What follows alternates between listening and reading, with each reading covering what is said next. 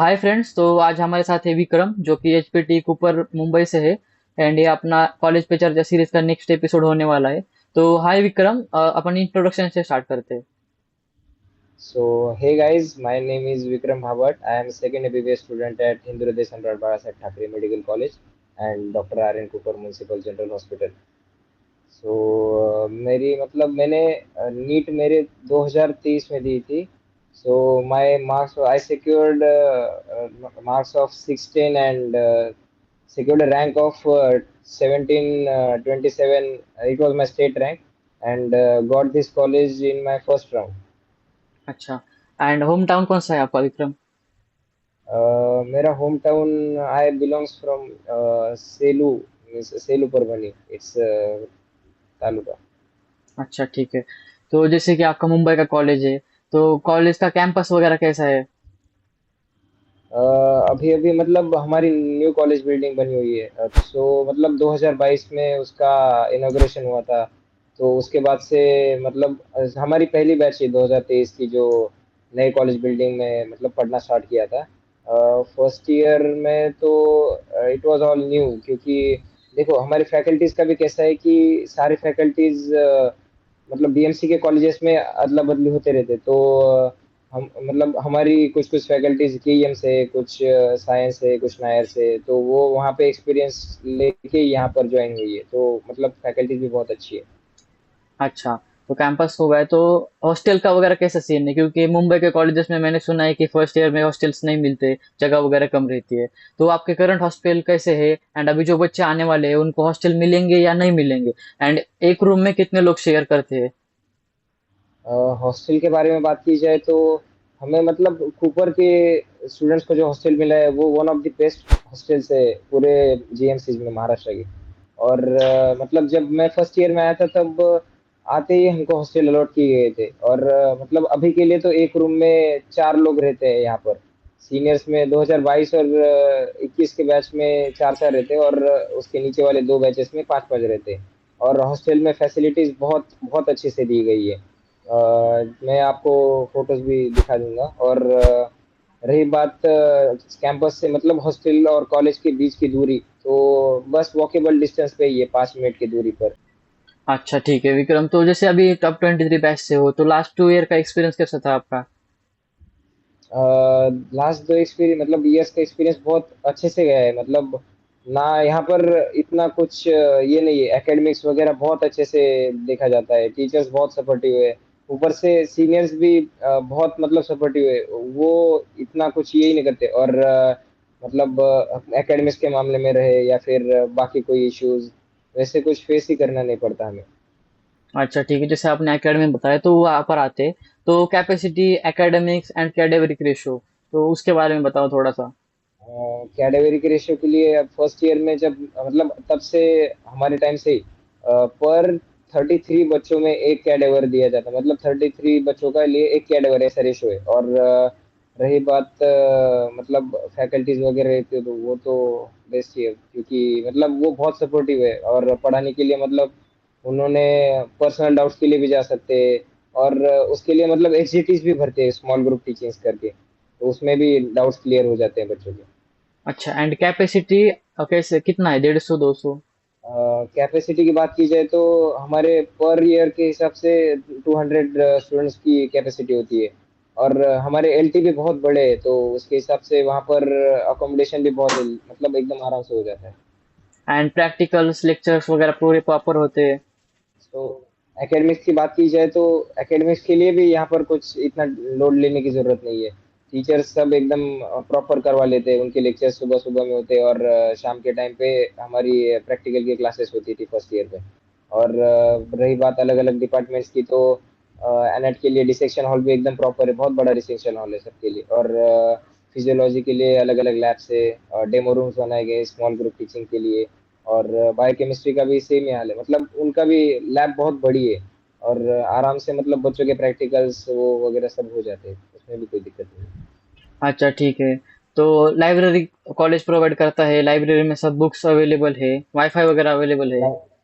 Library की बात की जाए, लाइब्रेरी भी बहुत मतलब one of the best library है पूरे जीएमसी में हमारी.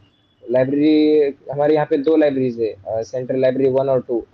वन फर्स्ट लाइब्रेरी तो ग्राउंड फ्लोर पे है, और दूसरी लाइब्रेरी फर्स्ट फ्लोर पे। फर्स्ट फ्लोर की लाइब्रेरी में हमें मतलब सारे किताबें, न्यूज़पेपर्स, मैगजीन्स सब अवेलेबल है, कोई भी जाके पढ़ सकता है। और मतलब वहाँ पे बस फर्क इतना है कि सेकेंड लाइब्रेरी का टाइमिंग अलग है, मतलब वो सुबह 8 से 5 बजे तक खुली रहती है। और जो ग्राउंड फ्लोर की लाइब्रेरी है वो भी बहुत बड़ी है, वो भी मतलब वो तो 24/7 ही खुली रहती है। और दोनों भी लाइब्रेरीज एकदम एयर कंडीशन है, प्रॉपरली वेल मेंटेन। स्पोर्ट्स पर आते हैं तो ग्राउंड वगैरह है अवेलेबल, जैसे मुंबई में जगह कम रहती है, तो ग्राउंड वगैरह अवेलेबल है या फिर जिम अवेलेबल है कॉलेज का? बस हमारे लिए वही एक डिसएडवांटेज है कि कॉलेज के लिए कोई ग्राउंड अवेलेबल नहीं है। बट हॉस्टल कैंपस के अंदर इतनी तो स्पेस है कि वहाँ पर बच्चे सारे स्पोर्ट खेल लेते हैं। अभी एक साइड पे बास्केटबॉल की मतलब कोर्ट, एक आधा हाफ कोर्ट बनाया हुआ है। दूसरे साइड में वॉलीबॉल के लिए कोर्ट बनाया हुआ है, और फुटबॉल भी खेलते हैं। ऊपर से क्रिकेट के लिए भी जगह है, मतलब इतना ये नहीं है खेलने के लिए। और रही बात अलग से स्पोर्ट्स की, जैसे बैडमिंटन हो गया, बास्केटबॉल हो गया, तो उनके लिए बच्चे कोर्ट्स वगैरह बुक करके मतलब वीकली बेसिस पे संडे या सैटरडे वीकेंड्स पे चले जाते हैं। एंड जिम, जिम का कैसे? जिम जिम की बात की जाए तो हॉस्टल में हमारी इधर फर्स्ट फ्लोर पे गर्ल्स हॉस्टल और बॉयज हॉस्टल दोनों के लिए जिम की अवेलेबल है, मतलब एक स्पेशल बना के रखी है।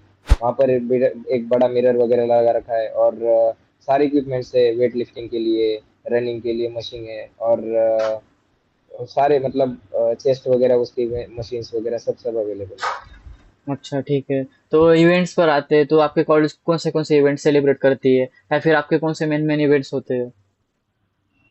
इवेंट्स की बात की जाए तो अब तक के लिए मतलब पहले के जो डीन सर थे वो थोड़े स्ट्रिक्ट थे, तो उनके अभी ये हो गई मतलब एक्सचेंज। मतलब कैसा हुआ है कि नायर के डीन हमें आए हैं और हमारे डीन नायर चले गए। तो जो नई डीन है वो बहुत स्टूडेंट फ्रेंडली है, तो उनके आने के बाद से बहुत सारे इवेंट्स हुए। अभी पहले तो बस शिवोत्सव और अभिज्ञ ही हुआ करते थे, बट अभी के लिए शिवोत्सव, अभिज्ञ, अभी हाल ही में हमारा स्पोर्ट्स इवेंट हुआ इंटर कॉलेज का अद्वैय नाम से। अभी अरुणोदय भी होगा, वो हमारा कॉलेज का फेस्ट होता है। और अगेन फ्यूजन बीट्स जो गानों के लिए होता है। Again Bollywood night, college week, बहुत सारे इवेंट्स होते हैं। इवेंट्स की कोई दिक्कत ही नहीं है, मजे के लिए फुल एकदम। अच्छा ठीक है। तो अभी मुंबई का कॉलेज है तो एक्सपोजर के बारे में ज़्यादा पूछूंगा ही नहीं, फिर भी एक बार बता दो पेशेंट फ्लो एक्सपोजर कैसा है? पेशेंट फ्लो के बारे में तो हमारा मतलब लोग सोचते हैं कि एकदम फर्स्ट क्लास एरिया में कॉलेज है इसलिए ज्यादा पेशेंट्स नहीं आते होंगे, पर वैसा बिल्कुल नहीं है। अगर आप कभी हमारे हॉस्पिटल में आके देखोगे तो एक डिसेंट मतलब ओपीडीज हमेशा बिजी होती है, ऐसा नहीं कि ओपीडी कभी खाली है ऐसा वगैरह।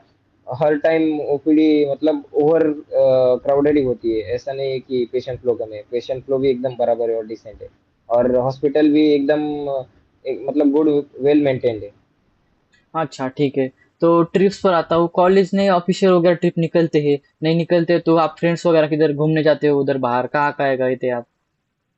मुंबई में तो घूमने के लिए बहुत सारी जगह है वैसे। बट अगर बैच ट्रिप्स की बात की जाए तो हाल ही में मार्च के आसपास ही हमारी बैच ट्रिप गई थी।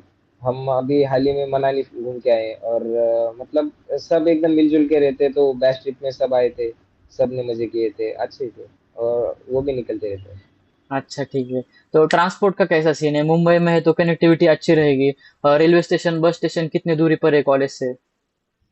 कॉलेज से ज़्यादा दूर नहीं है, यहाँ पर मेनली दो रेलवे स्टेशन अवेलेबल है, अंधेरी और विले पार्ले।